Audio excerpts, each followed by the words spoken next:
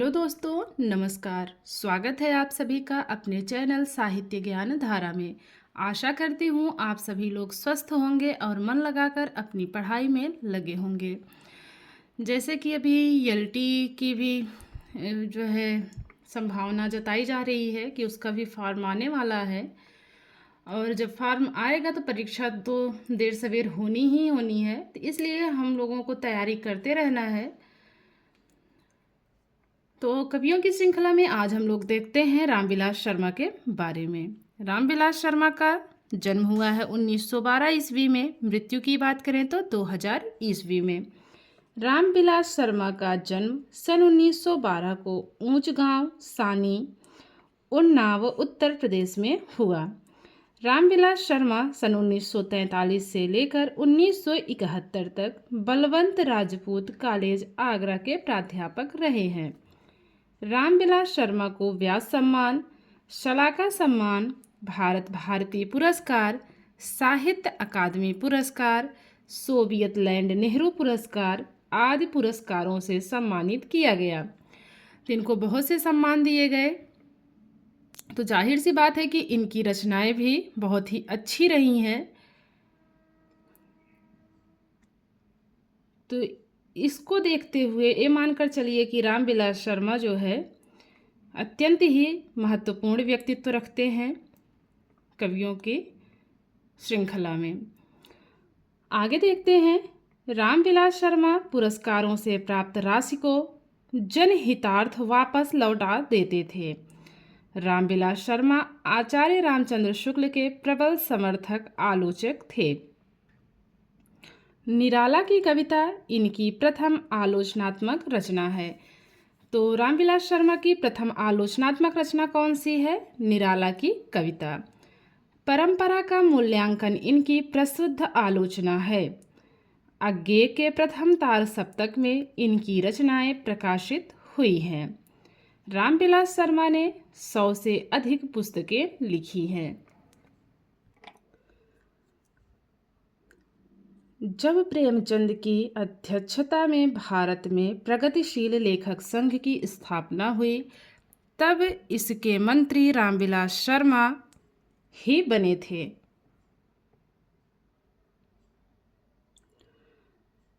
अब बात करते हैं प्रेमचंद 1941 ईस्वी। इनकी प्रथम प्रसिद्ध व प्रौढ़ आलोचना मानी जाती है।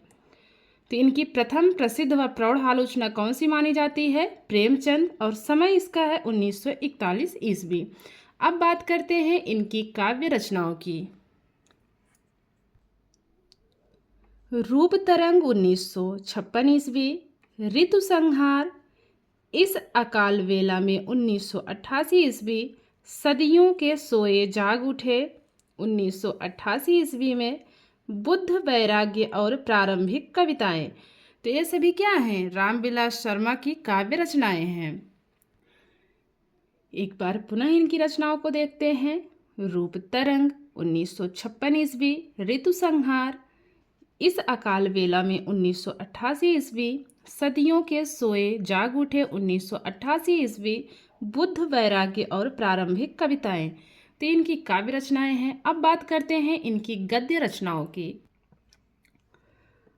भारतेंदु और उनका युग 1943 ईस्वी, निराला 1946 ईस्वी, महावीर प्रसाद द्विवेदी और हिंदी नवजागरण 1977 ईस्वी, प्रेमचंद और उनका युग 1952 ईस्वी, भारत के प्राचीन भाषा परिवार और हिंदी मार्क्सवाद। इसके कितने भाग हुए? तो 3 भाग हुए हैं।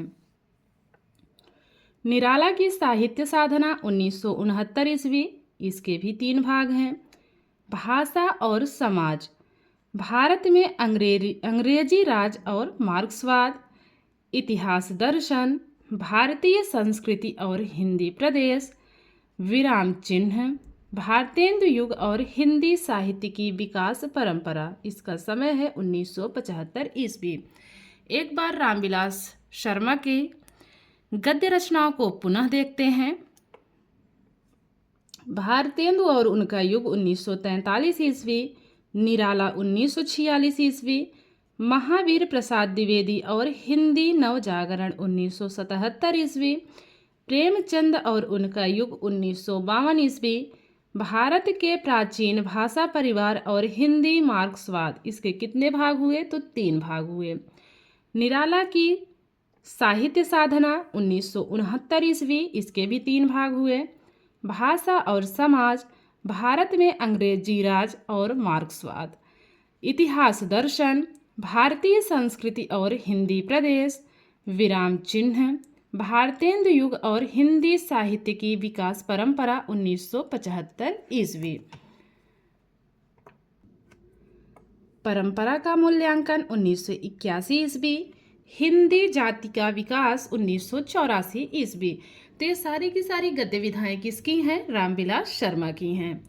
अब बात करते हैं इनकी आत्मकथा की। तो इनकी आत्मकथा है घर की बात। घर की बात। तो ये थी कुछ विस्तृत जानकारी रामविलास शर्मा के बारे में। अब देखते हैं इनसे बनने वाले महत्वपूर्ण प्रश्नों के बारे में। तो रचनाओं को ट्रिक से भी जोड़ा जा सकता है, लेकिन मुझे लगता है कि अगर ट्रिक के माध्यम से जोड़ा जाएगा तो उसमें समय नहीं जोड़ा जा सकता है, क्योंकि इतनी सारी रचनाएं रहती हैं और सबका जो है प्रकाशन वर्ष अलग अलग होता है। तो इस प्रकार मुझे लगता है कि एक एक याद करना ज़्यादा बेहतर होता है। अब देखते हैं इनसे बनने वाले महत्वपूर्ण प्रश्नों के बारे में। पहला प्रश्न है, रामविलास शर्मा का जन्म कब हुआ? विकल्प है 1912, 1913, 1914 या फिर 1915। तो रामविलास शर्मा का जन्म हुआ है 1912 ईस्वी में। पहला विकल्प सही है। अगला प्रश्न है, रामविलास शर्मा की प्रथम आलोचनात्मक रचना है? निराला की कविता, भाषा और समाज, निराला या फिर विराम चिन्ह। तो जो पहला वाला विकल्प है निराला की कविता, यह इनकी प्रथम आलोचनात्मक रचना मानी जाती है। अगला प्रश्न, रामविलास शर्मा को साहित्य अकादमी पुरस्कार कब दिया गया? 1969, 1970, 1971 या फिर 1972। तो रामविलास शर्मा को साहित्य अकादमी पुरस्कार दिया गया 1970 ईस्वी में। दूसरा विकल्प सही है। अगला प्रश्न है, रामविलास शर्मा को किस रचना के लिए साहित्य अकादमी पुरस्कार दिया गया? विकल्प है भारत के भाषा परिवार और हिंदी, भारतेंदु और उनका युग, निराला की साहित्य साधना या फिर परंपरा का मूल्यांकन। तो इनको साहित्य अकादमी पुरस्कार दिया गया था निराला की साहित्य साधना के लिए। तीसरा विकल्प सही है। अगला प्रश्न है, रामविलास शर्मा को व्यास सम्मान से कब सम्मानित किया गया?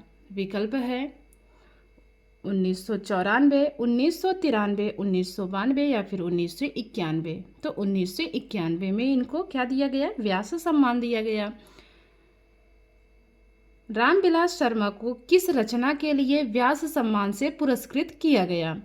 भारत के भाषा परिवार और हिंदी के लिए, निराला की साहित्य साधना, परंपरा का मूल्यांकन या फिर भारतेंदु और उनका युग के लिए।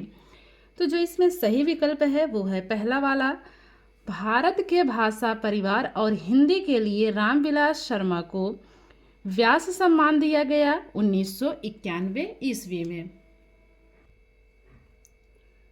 रामविलास शर्मा की रचना निराला की साहित्य साधना कितने भागों में संकलित है? 1, 2, 3 या फिर 4।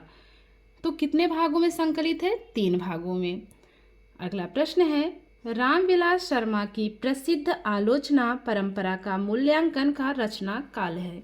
विकल्प है 1989 ईस्वी, 1980 ईस्वी, 1981 ईस्वी या फिर 1982 ईस्वी। तो रामविलास शर्मा की प्रसिद्ध आलोचना परंपरा का मूल्यांकन का रचना काल कौन सा माना जाता है? 1981 ईस्वी माना जाता है। अगला प्रश्न देखते हैं, रामविलास शर्मा ने किस कवि को हिंदी का जातीय कवि कहा है? सूरदास को, तुलसीदास को, कबीर को या फिर देव को? तो तुलसीदास जी को इन्होंने कहा है। रामविलास शर्मा को शलाका सम्मान से कब सम्मानित किया गया? 1989, 1980, 1987 या फिर 1988। तो इनको शलाका सम्मान से 1987 ईस्वी में सम्मानित किया गया। अगला प्रश्न है, रामविलास शर्मा का जन्म कहाँ हुआ? विकल्प है कमासिन गांव, बांदा, उत्तर प्रदेश; ऊंच गांव, सानी, उन्नाव, उत्तर प्रदेश; सतलखा, दरभंगा, बिहार; मीरापुर, मुजफ्फरपुर, उत्तर प्रदेश। तो रामविलास शर्मा का जन्म हुआ है ऊंच गांव, सानी, उन्नाव, उत्तर प्रदेश में। तो दूसरा वाला विकल्प सही है। अगला प्रश्न है, मार्क्सवादी आलोचकों में सिरमौर हैं रामविलास शर्मा, नामवर सिंह, इंद्रनाथ मदान या फिर शिव कुमार सिंह। तो जो पहला वाला विकल्प है रामविलास शर्मा, बिल्कुल सही है। अगला प्रश्न है, रामविलास शर्मा की आलोचना को ध्वंसात्मक आलोचना किसने कहा है? डॉक्टर नगेंद्र ने, नंद दुलारे वाजपेयी, शिवदान सिंह चौहान या फिर नामवर सिंह ने। तो रामविलास शर्मा की आलोचना को ध्वंसात्मक आलोचना कहने वाले हैं शिवदान सिंह चौहान। तो जो इसमें तीसरा विकल्प है बिल्कुल सही है। बताइएगा, रामविलास शर्मा बलवंत कॉलेज आगरा में कितने वर्ष तक प्राध्यापक रहे थे? 28 वर्ष, 30 वर्ष, 32 वर्ष या फिर 34 वर्ष? तो 28 वर्ष, पहला वाला विकल्प सही है। रामविलास शर्मा को कौन सा पुरस्कार दिया गया? शलाका सम्मान, सोवियत लैंड नेहरू पुरस्कार, भारत भारती सम्मान, उपर्युक्त सभी। तो रामविलास शर्मा को ये तीनों ही जो है पुरस्कार मिले थे। तो इसमें जो चौथा विकल्प है बिल्कुल सही है। रामविलास शर्मा की आलोचना पर किस आलोचक के विचारों का प्रभाव है? डॉक्टर नगेंद्र, नंद दुलारे वाजपेयी, आचार्य रामचंद्र शुक्ल या फिर नामवर सिंह? तो जो तीसरा विकल्प है आचार्य रामचंद्र शुक्ल, बिल्कुल सही है। रामविलास शर्मा की सर्वाधिक लोकप्रिय आलोचना कृति कौन सी है? विकल्प देख लेते हैं। भारत के भाषा परिवार और हिंदी, भारतेंदु और उनका युग, निराला की साहित्य साधना, परंपरा का मूल्यांकन। तो इनकी सर्वाधिक लोकप्रिय आलोचना कृति है परंपरा का मूल्यांकन, चौथा वाला विकल्प सही है। रामविलास शर्मा की अज्ञेय के किस तार सप्तक में कविताएं प्रकाशित हुई? प्रथम तार सप्तक, द्वितीय में, तृतीय में या फिर चतुर्थ में? तो प्रथम तार सप्तक। तो प्रथम तार सप्तक तो उसको क्या कहते थे? तार सप्तक ही कहते थे ना। तो जो है ये पहला वाला ऑप्शन सही है। प्रेमचंद की अध्यक्षता में जब प्रगतिशील लेखक संघ की स्थापना हुई तब मंत्री कौन बने थे? प्रेमचंद, यशपाल, कमलेश्वर या फिर रामविलास शर्मा? तो बनने वाले व्यक्ति थे रामविलास शर्मा। तो चौथा वाला विकल्प बिल्कुल सही है। हिंदी में जातीय शब्द का राष्ट्रीय अर्थ में प्रयोग करने वाले प्रथम आलोचक हैं डॉक्टर नगेंद्र, नंद दुलारे वाजपेयी, आचार्य रामचंद्र शुक्ल, रामविलास शर्मा। तो जो चौथा विकल्प है बिल्कुल सही है। रामविलास शर्मा की प्रथम प्रौढ़ रचना है विराम चिन्ह, परंपरा का मूल्यांकन, निराला, प्रेमचंद। तो इनकी जो है प्रथम प्रौढ़ रचना मानी जाती है प्रेमचंद, चौथा विकल्प बिल्कुल सही है। भारत के प्राचीन भाषा परिवार और हिंदी आलोचना कृति के कितने भाग हुए? 5 भाग, 2 भाग, 3 भाग या फिर 4 भाग? तो कुल 3 भाग हुए। अगला प्रश्न, इनमें से कौन सा काव्य रामविलास शर्मा का नहीं है? रूप तरंग, इस अकाल वेला में, लाल चूनर या फिर ऋतु संहार?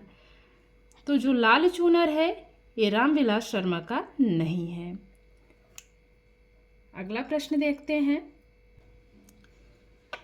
सदियों के सोए जाग उठे काव्य रचना के रचनाकार कौन है? अज्ञेय, रामविलास शर्मा, रघुवीर सहाय या फिर मुक्ति बोध? तो वो है रामविलास शर्मा। रामविलास शर्मा की आत्मकथा है सिंहावलोकन, घर की बात, अपनी खबर, अतीत। तो रामविलास शर्मा की जो आत्मकथा है वो है घर की बात। अगला प्रश्न है, परंपरा का मूल्यांकन का प्रकाशन वर्ष है। विकल्प है 1981, 1982, 1983 या फिर 1984।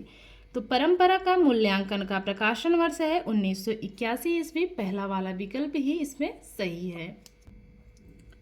भारतेंदु और उनका युग आलोचना कृति का प्रकाशन कब हुआ? 1955, 1956, 1957 या फिर 1958। तो भारतेंदु और उनका युग आलोचना कृति का प्रकाशन हुआ है 1956 ईस्वी में। अगला प्रश्न है, हिंदी जाति का विकास आलोचना कृति का प्रकाशन कब हुआ? विकल्प है 1981 ईस्वी, 1982, 1983 या फिर 1984। तो इसका प्रकाशन वर्ष हुआ 1984 ईस्वी। महावीर प्रसाद द्विवेदी और हिंदी नवजागरण आलोचना कृति का प्रकाशन कब हुआ? 1975, 1976, 1977 या फिर 1978।